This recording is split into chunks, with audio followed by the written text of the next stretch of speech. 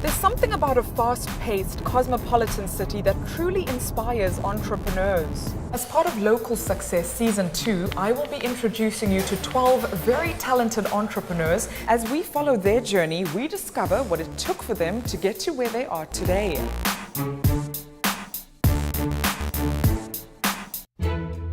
Managing partner of The Curve Middle East, Maya Itani, believes that where there's a problem, there's a solution. And that's exactly how she came up with the concept of her business.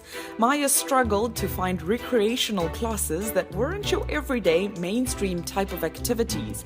Her and her business partner, Hassan Abu Hassan, both agree that no matter how old you are, it's never too late to challenge yourself and learn something new. Today we're at the Business of Blogging workshop, and this is a special workshop that we're organizing. So not only do we work with partners, but we're also working with people in the community who have something interesting to teach and setting up special workshops for them too. So you should keep an eye out on our website, and you shall always find new things to learn. My name is Teresa Karpinska. I work as a fashion stylist, and I run a blog called styledrifter.com. Obviously this is done in collaboration with the lovely girls of The Curve.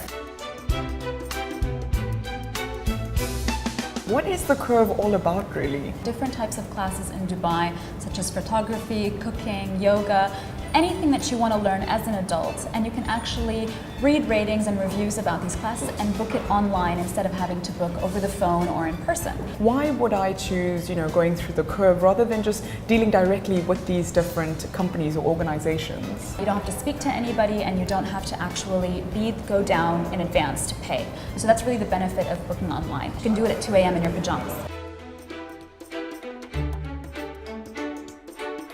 As adults, we tend to, once we enter a career, stop learning new things outside of that career, and this is something that we want to change. Like you said, I think a lot of us somehow slip into a very monotonous, sedentary type of a lifestyle. We become very, very career-oriented.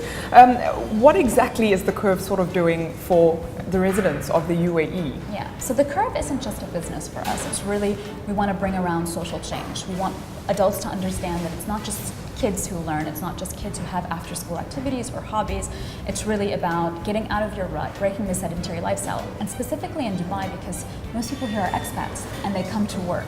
So they forget themselves outside of their jobs, and they regard the city as transient.